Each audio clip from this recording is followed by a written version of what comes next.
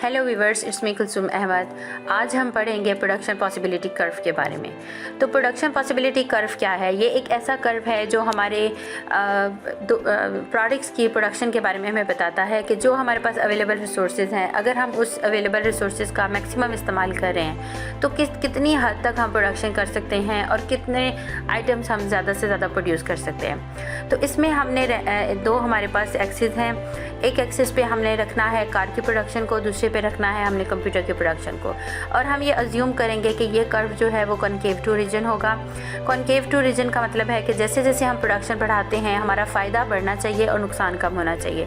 Point A हमें बता रहा है कि हम सबसे पहले हम ये देखेंगे कि एक्स एक्सिस पे क्या है। 0 से लेकर 1000 कार्स की मैक्सिमम प्रोडक्शन हम कर सकते हैं अपने अवेलेबल रिसोर्सेज के हिसाब से, और दूसरी तरफ हम मैक्सिमम कंप्यूटर्स प्रोड्यूस कर सकते हैं जो हम 3000 कंप्यूटर्स को प्रोड्यूस कर सकते हैं। लेकिन हम लोग इन दोनों पॉइंट्स के बीच में भी हो सकते हैं, जैसे कि पॉइंट ए पे हम क्या कर रहे हैं कि 700 कार्स को प्रोड्यूस कर रहे हैं और 2000 कंप्यूटर्स को प्रोड्यूस कर रहे हैं। तो इस तरह से हम लोग क्या करेंगे कि एक हमारा पॉइंट हो सकता है inside the curve. Inside the curve का मतलब ये है कि हमने अपनी एफिशिएंसी से कम प्रोडक्शन की, यानी कि हमारी तो प्रोडक्शन की हद ये थी कि हम 2000 कंप्यूटर्स को प्रोड्यूस करें और 700 कार्स को प्रोड्यूस करें पॉइंट ए पर एक्चुअली हम वो अचीव नहीं कर पाए। किसी भी वजह से हम लोग इनएफिशिएंट थे, हमने अपने रिसोर्सेज को ज़ाया किया, हमने उनको सही इस्तेमाल नहीं किया। यानी कि जो हमारे फैक्टर्स ऑफ प्रोडक्शन हैं, land, labour, capital and organisation, उनमें से कोई भी चीज़ इनएफिशिएंट थी। तो अब हम क्या करें? अब क्या हुआ कि हम लोग पॉइंट बी पर चले गए जो हमें शो कर रहा है कि हमारी एफिशिएंसी लेस है। दूसरी तरफ हम क्या कर सकते हैं कि हम पॉइंट सी पर भी जा सकते हैं। सी पर जाने का मतलब ये है कि हम ये चाह रहे हैं कि हम ज़्यादा कंप्यूटर्स को प्रोड्यूस करें और कार्स की पैदावार को कम कर दें। तो ज़्यादा कंप्यूटर्स अब कितना चेंज आ रहा है? 2000 से 2200, यानी कि 200 ज़्यादा एडिशनल हम कंप्यूटर्स को बना सकते हैं। लेकिन उसके लिए हमें एक सेक्रीफाइस देनी पड़ेगी जिसको हम ट्रेड ऑफ बोलते हैं, जिसको हम अपॉर्चुनिटी कॉस्ट बोलते हैं। वो क्या है? 700 से हम शिफ्ट हो गए 600 पर, यानी कि हमने 100 कारों को छोड़ा ताकि हमें 200 ज़्यादा कंप्यूटर्स मिले। तो इस तरह से हम लोग मूव कर सकते हैं। एक और पॉइंट हो सकता है जो हमारी पूरे इस प्रोडक्शन पॉसिबिलिटी कर्व से दूर होता है, बाहर होता है। उसका मतलब क्या होता है कि हमने अपने एग्जिस्टिंग रिसोर्सेज से ज़्यादा एफिशिएंसी शो की, यानी कि हमारे पास कुछ ऐसा हो गया, हमारे कुछ रिसोर्सेज इतने ज़्यादा ओवर हो गए, इम्प्रूव हो गए कि हम लोगों ने टेक्नोलॉजिकल इम्प्रूवमेंट या कुछ ऐसी चीज़ की वजह से हम लोगों ने ज़्यादा हमारी एबिलिटी से भी ज़्यादा परफॉर्मेंस दिखा दी। तो इस चीज़ को हम बोलेंगे कि हम डी पॉइंट पे चले गए, वो outside the production possibility curve होगा। लेकिन ये बात हमें याद रखनी है कि जब हम प्रोडक्शन पॉसिबिलिटी कर्व के ऊपर होते हैं, चाहे वो कोई भी पॉइंट हो, उस वक्त हम ज़्यादा से ज़्यादा एफिशिएंट होते हैं और वही हमारे लिए बेस्ट होता है। उससे कम काम करना भी ठीक नहीं है और उससे बहुत ज़्यादा आगे चले जाना भी ठीक नहीं है, बिकॉज़ वो एफिशिएंसी के लेवल से हम लोग दूर चले जाएंगे। अब हम देखते हैं कि इसमें क्या क्या इलस्ट्रेशंस हैं। हम एफिशिएंसी को चेक कर रहे हैं, हम ट्रेड ऑफ्स को देख रहे हैं, हम अपॉर्चुनिटी कॉस्ट को देख रहे हैं, और हम ये देख रहे हैं कि हमारी इकॉनमी कैसे ग्रो करती है। जब हमारी इकॉनमी ग्रो करती है तो हमारी पूरा प्रोडक्शन पॉसिबिलिटी कर्व शिफ्ट हो जाएगा, मूव कर जाएगा। जैसे कि हम इस एग्जांपल में देख रहे हैं कि हमारी कंप्यूटर्स बनाने की एबिलिटी बढ़ गई, लेकिन कार बनाने की एबिलिटी उतनी की उतनी है। तो इसका मतलब है कि कंप्यूटर्स वाली साइड से हम लोगों की प्रोडक्शन इंक्रीज़ हो जाएगी। जहाँ पे हम लोग 3000 बना रहे थे, अब हम 4000 बना रहे हैं। इसी तरह से क्या हो सकता है कि हमारी कार की एफिशिएंसी ज़्यादा बेहतर हो सकती है लेकिन कंप्यूटर की एफिशिएंसी सेम रहेगी। तो अगर ऐसी सिचुएशन हो जाए तो कार की साइड से हमारा प्रोडक्शन पॉसिबिलिटी कर्व आउटसाइड को चला जाएगा। और ऐसा भी हो सकता है कि ओवरऑल दोनों ही आइटम्स की प्रोडक्शन को हम ज़्यादा कर सकते हैं। तो ऐसे में पूरे का पूरा ही प्रोडक्शन पॉसिबिलिटी कर्व आउटसाइड पर निकल जाएगा।